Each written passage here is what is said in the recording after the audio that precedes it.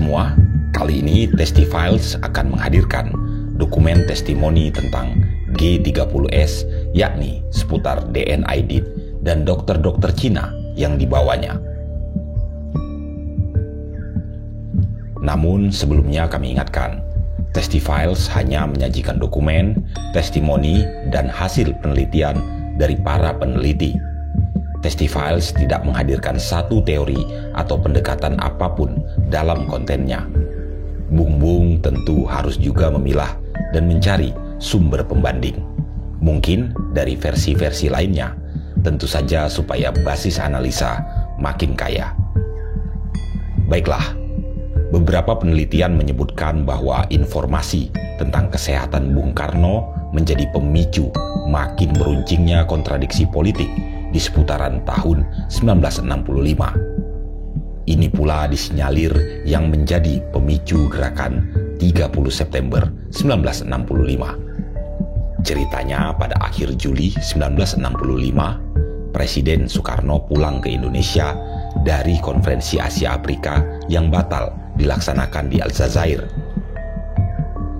Sementara Presiden kembali ke Indonesia, saat itu Dipa Nusantara Aidit atau DN Aidit yang ikut rombongan memilih putar haluan melawat ke Cina. Dr. Subandrio, Wakil Perdana Menteri kala itu mengabari DN Aidit lewat telegram tentang kondisi Presiden Soekarno. Aidit yang saat itu berada di Peking menjawab bahwa dia akan segera pulang ke Indonesia segera pada 6 Agustus. Ternyata pada tanggal 4 Agustus 1965, Presiden Soekarno mendapatkan serangan yang diduga sangat gawat. Soekarno muntah sebanyak 11 kali dan pingsan 4 kali. Sejak tanggal 27 Juli 1965, Bung Karno sudah dirawat oleh dokter-dokter dari Cina. Syah dan dokter-dokter itu merawat Bung Karno hingga 1 September 1965. Desas-desus menyebar bahwa kondisi Presiden sangat kritis dan menurut kesimpulan dokter-dokter Cina itu, Presiden bisa meninggal kapan saja.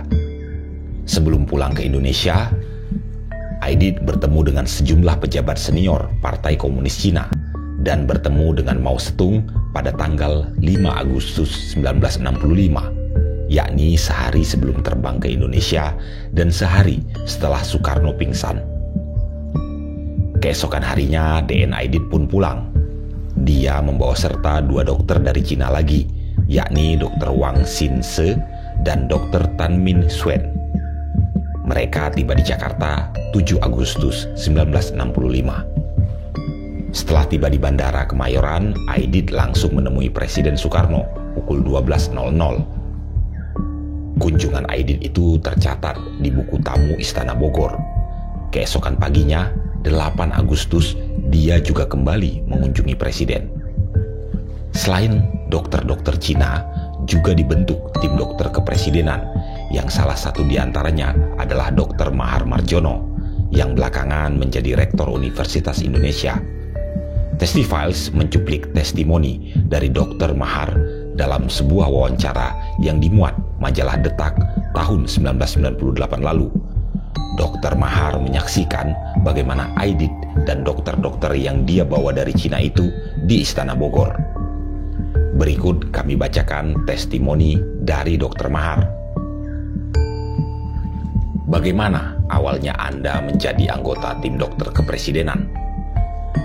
Pertama kali saya memeriksa Bung Karno sebelum 17 Agustus 1965. Waktu itu saya sedang praktek. Terus dibawa Cakrabirawa ke Istana Merdeka. Mereka bilang, Bung Karno muntah-muntah. Lantas saya periksa dan kasih obat, lalu saya anjurkan istirahat. Tapi beliau sedang persiapkan pidato untuk 17 Agustus. Kemudian dibentuk tim kecil. Anggotanya saya, Dr. Sukarman, dan Pak Rubiono. Pak Rubiono itu dokter radiolog, tapi beliau itu kepala sandi. Ya, semacam intel. Kita sudah jaga-jaga. Ada ambulans andai terjadi sesuatu. Tim itu dibentuk oleh Menteri Kesehatan Siswa Besi. Beliau ketuanya, saya anggota. Kemudian rupanya mereka nggak percaya dokter Indonesia. Aidit minta tim dari RRC. Ada akupunturnya, ada ahli ginjal, dan ahli jantung. Saat itu beliau di Bogor. Saya juga ke sana bersama Pak Sukarman. Kita menjemput dulu tim dokter Cina itu di Kemayoran. Setelah diperkenalkan, mereka memeriksa Bung Karno. Saat itu ada dokter Suwarto, juga Aidit dan timnya. Setelah diperiksa, Bung Karno bilang dalam bahasa Inggris ke pemeriksanya. Tapi mereka, tim dokter RRC, tidak bilang sama kita. Beliau dikasih obat apa? Saya sudah menanyakan, tapi mereka tidak mau kasih tahu. Akhirnya, saya dan dokter Sukarman memutuskan untuk mengundurkan diri. Saya nggak ikut tanggung jawab kalau ada apa-apa. Ya, kalian mengobati tanpa sepengetahuan dokter-dokter kita. Berarti kita nggak dianggap. Keluarga Bung Karno keberatan? Enggak. Bung Karno juga duduk makan pagi bersama Aidit dan tim dokter RRC serta Menteri Kesehatan Dr. Siwa Besi. Sampai G30S itu kita nggak menangani lagi. Baru setelah Bung Karno menjadi tahanan rumah di Wisma Yaso, saya malah dijadikan ketua timnya dengan keputusan Pangap Jenderal Maraden Panggabean. Anda sempat menanyakan kepada Aidit yang mengusulkan agar ada dokter dari RRC. Saya pernah menanyakan kepada dokter Suwarto, tapi beliau bilang, oh itu bagus, kita nggak percaya. Tapi dokter Suwarto malah percaya. Sempat berkomunikasi dengan Aidit waktu itu. Waktu makan, saya nggak ngobrol sama dia. Saya lihat dia itu sudah seperti bos saja. Makan pagi sama Bung Karno, Bu Hartini, dan dokter dari RRC. Dia juga nggak ngajak ngobrol. Kita ini nggak dianggap